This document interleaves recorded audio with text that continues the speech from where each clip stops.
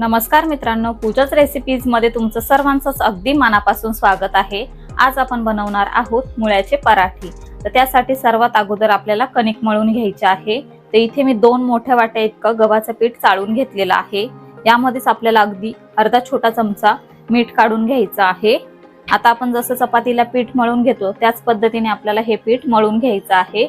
तर यामध्ये आपण थोडं थोडं करून पाणी घालून घेऊया आणि मऊसूत आपल्याला हे पीठ मळून घ्यायचं आहे।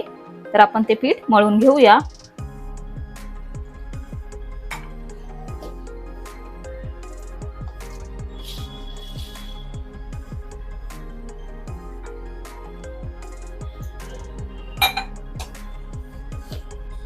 पीठ इथे मी मळून घेतलेलं आहे। हातावरती मी 1 चमचा भर तेल घेतलेलं आहे, म्हणजेच 1 टीस्पून इतकं। आता तेल लावून आपल्याला 2 ते 3 मिनिटांसाठी हे पीठ चांगलं मऊसूद होईपर्यंत मळून घ्यायचं आहे। हे बघा, या पद्धतीने आपण चांगलं हे पीठ मळून घेऊया।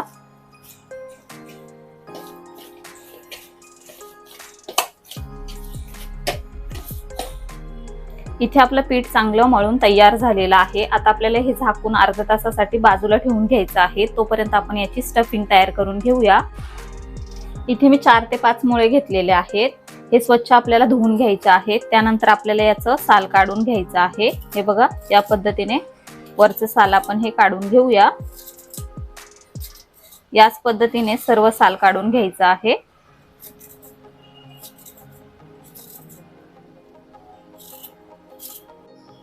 इथे आपण सर्व मुळ्याच्या वरचं साल काढून घेतलेला आहे। इकडचा भाग जो आहे तो आपण सुरीने कापून घेऊया आणि आता आपल्याला हा किसून घ्यायचा आहे। तर इथे मी किसणी घेतलेली आहे।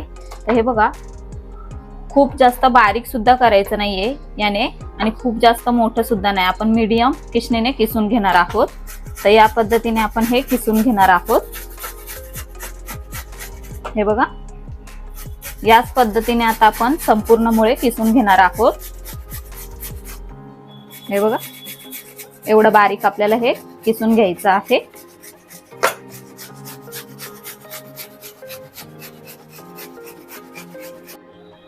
इथे आपण संपूर्ण मुळे किसून घेतलेले आहेत। आता आपल्याला यावरती 2 चिमूटभर इतकं मीठ काढून घ्यायचं आहे। आता आपण हे चांगलं मिक्स करून घेऊया, जेणेकरून याला पाणी सुटेल। आता आपल्याला हे मिक्स करून झाल्यानंतर 5 मिनिटांसाठी हे असंच ठेवून घ्यायचं आहे। त्यानंतर आपण हे चांगलं पिळून घेणार आहोत। 5 मिनिट झालेले आहेत। आपण मुळ्यामध्ये मीठ घालून ठेवलं होतं, त्याला चांगलं पाणी सुटलेलं आहे। आता आपल्याला हे पिळून घ्यायचं आहे, पण त्यामध्ये आपल्याला उर्वरित काय काय साहित्य लागणार आहे ते बघून घेऊया। इथे मी 1 टीस्पून इतका ओवा घेतलेला आहे, 1 छोटी वाटी बारीक चिरून घेतलेली कोथिंबीर, इथे मी 2 हिरव्या मिरच्या बारीक चिरून घेतलेल्या आहेत, 1 इंच आल्याचा तुकडा बारीक किसून घेतलेला आहे, अर्धा टीस्पून जिऱ्याची पावडर, 1 टीस्पून धण्याची पावडर, 1/4 टीस्पून काश्मीरी लाल मिरचीची पावडर, 1/4 टीस्पून मीठ घेतलंय आणि 1/4 टीस्पून काळं मीठ, सोबतच अर्धा टीस्पून इतकी आमचूरची पावडर घेतलेली आहे। आता आपण हे सर्व जिन्नस बाजूला ठेवून घेऊया। इथे मी 1 बाउल घेतलेला आहे। आता आपल्याला मुळा चांगला हातावरती पिळून घ्यायचा आहे। हे बघा, हे संपूर्ण पाणी आपल्याला काढून टाकायचं आहे, नाहीतर आपले पराठे फाटू शकतात। यामध्ये काढून घेऊया। सर्व आपण याच पद्धतीने पिळून घेणार आहोत। हे बघा, संपूर्ण पाणी आपण काढून घेतलेलं आहे। ते पाणी नंतर तुम्ही पराठे वगैरे करायला पीठ मळण्यासाठी वापरू शकता। आता आपण घेतलेले सर्व जिन्नस यामध्ये काढून घेणार आहोत। ओवा, कोथिंबीर, मीठ आणि बाकीचे जे साहित्य आहेत ते सर्व आपण यामध्ये काढून घेतलेलं आहे। आता आपल्याला हाताने व्यवस्थित हे मिक्स करून घ्यायचं आहे। हे बघा, चांगलं आपल्याला हे एकजीव करून घ्यायचं आहे। तर या पद्धतीने 1 मिनिटासाठी चांगलं आपण हे मिक्स करून घेऊया।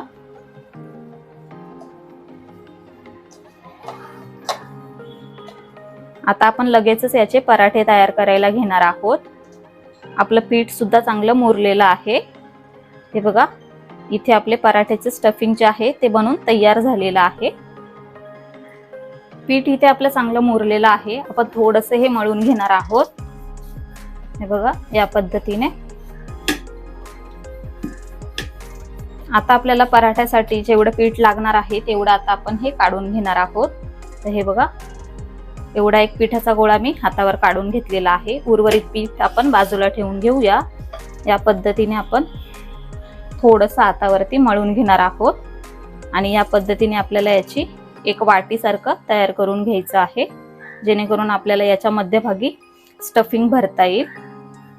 हे बघा, आपण जी स्टफिंग तयार करून घेतलेली आहे ती सेंटरला भरून घ्यायची आहे। चांगली दाबून भरून घेऊया आणि आता आपण हे बंद करून घेऊया। हे बघा,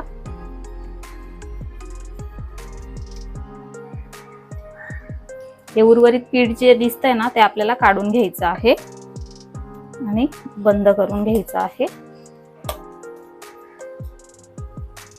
यावरती आता आपण थोडंसं कोरडं गव्हाचं पीठ टाकून घेणार आहोत। हे बघा, दोन्ही बाजूने व्यवस्थित आणि हाताने आपल्याला हलकंसं असं दाबून थापून घ्यायचं आहे, जेणेकरून स्टफिंग व्यवस्थित सर्व बाजूने पसरली जाईल। आता आपण लाटून घेऊया। तर अगदी हलक्या हाताने आपल्याला पराठा लाटून घ्यायचा आहे। हे बघा, या पद्धतीने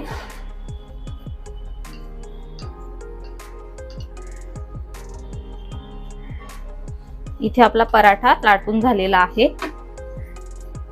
एवढा जाडसर आपल्याला हा पराठा ठेवून घ्यायचा आहे। गॅसवरती मी तवा गरम करण्यासाठी ठेवून घेतलेला आहे। हे बघा, 1 मिनिटासाठी आपण असंच ठेवून घेणार आहोत। त्यानंतर आपण हा उलटून घेणार आहोत। 1 मिनिट झालेला आहे। आता आपण वरतून थोडंसं साजूक तूप लावून घेऊया आणि पराठा आता आपल्याला उलटून घ्यायचा आहे। हे बघा, मस्तपैकी भाजला गेलेला आहे। दुसऱ्या बाजूने सुद्धा तूप लावून घेऊया। दुसऱ्या बाजूने सुद्धा आपल्याला खरपूस भाजून घ्यायचा आहे।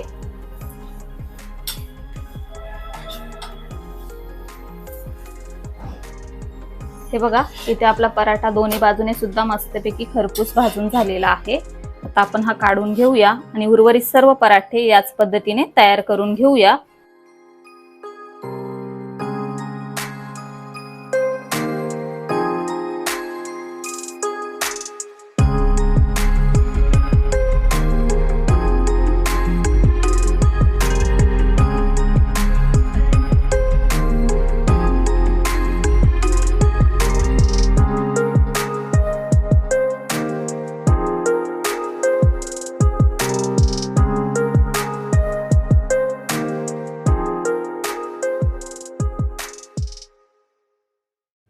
तर अशा प्रकारे इथे आपले अगदी झटपट मुळ्याचे पराठे बनून तयार झालेले आहेत। थंडगार दही किंवा लोणच्या सोबत याचा आस्वाद घ्यायला अजिबात विसरू नका। आजची रेसिपी घरी नक्की करून बघा व ती कशी झाली आहे ते आम्हाला कमेंटद्वारे नक्की कळवा। व्हिडिओ आवडला असेल तर व्हिडिओला लाईक करा, शेअर करा आणि आपल्या चॅनलवर पहिल्यांदा व्हिडिओ बघत असाल तर आपल्या चॅनलला सबस्क्राईब करा। लवकरच भेटूया अशाच एका नवीन रेसिपीसह। तोपर्यंत bye bye, take care, eat healthy, live healthy.